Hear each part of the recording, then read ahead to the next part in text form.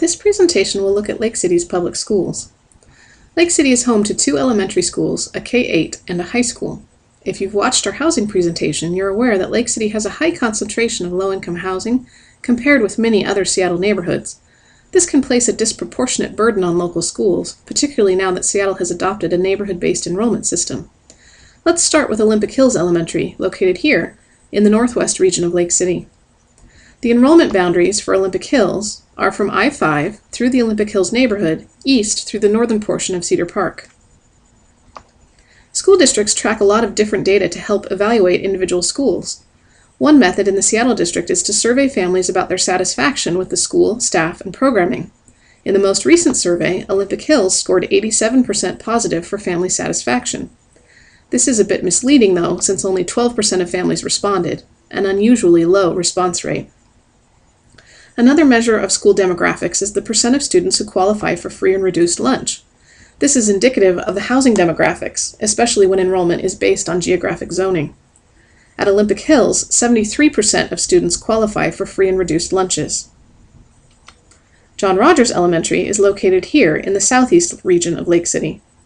The enrollment boundaries for John Rogers run from Cedar Park down along Lake City Way and further east to include the waterfront property along Lake Washington. John Rogers scored an 88% satisfaction rating with 30% of families responding. Their free and reduced lunch students make up 35% of the student body. Jane Addams K-8, located here near Nathan Hale High School, is a little different in that it's an option school. That means families can choose to go there instead of to their neighborhood school, and is meant to provide families with just that, options. Jane Addams is known for its environmental science focus as well as its K-8 model. While there aren't specific enrollment boundaries like there are for neighborhood schools, priority placement is given to students who live closest to the school. Jane Addams scored an 85% satisfaction rating with 32% of families responding. Their free and reduced lunch students make up 42% of the student body.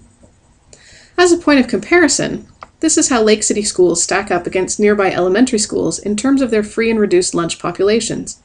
You can see that 27% of Sacagawea's student body qualify for free and reduced lunch, while at Wedgwood, just 7% of students do, and at View Ridge, just 5% of students do. Nathan Hale High School is also located in the Meadowbrook area of Lake City. As a high school, its enrollment draws from a much larger geographic zone with approximately 1,100 students. In fact, Mayor McGinn, who lives in Greenwood, has his teenager enrolled at Nathan Hale. Seattle Public Schools, or SPS, own 2 other properties in Lake City, located here and here. The Lake City Professional Center, which is on 125th by the Lake City Library, used to be a public school. In fact, Virgil Flame Park, located behind the building, used to be the school's field. While SPS still owns the property, Lorig, a local developer, owns the improvements to the building. SPS is currently in the process of buying out these improvements, so they will own the building free and clear. The building houses a series of offices, mostly medical, and will serve as a source of revenue for the school district in the future. The old Cedar Park School is also still owned by the school district, though it's been closed for over 30 years.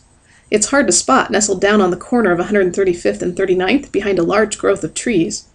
It is home to Artwood Studios, an artist in residence program that's been there for years. The adjacent school fields were developed into a neighborhood park, many know as the Cedar Park Playground. The land, however, is still technically owned by the school district. This summer, the school district was looking to include the Cedar Park site in its Building Excellence Levy, or BEX, with the hope of building a brand new school on the site to help alleviate district-wide capacity issues. The BEX levy is an important funding method which allows the Seattle School District to build new schools and renovate existing ones. Faced with capacity issues at both the middle school and elementary school levels, this levy will be an important one for the district.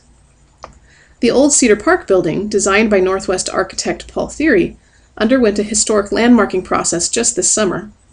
With the building receiving a landmark designation, the school district is unable to build the site to the necessary capacity, so plans to build a new school there are no longer included in the BEX proposals. While nothing is finalized, the latest version of the BEX proposal does include a major change for Olympic Hills.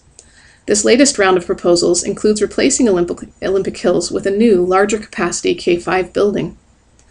Other City schools have been mentioned throughout the BEX process, as a dizzying array of proposals have been considered. Community meetings are still ongoing, and a final proposal should be approved soon. Nothing will be official, however, until February, when voters will be asked to approve the final levy. To learn more about Lake City, please watch our other presentations, which include housing demographics, business and community concerns, recreation, and Lake City, getting to know your neighborhood.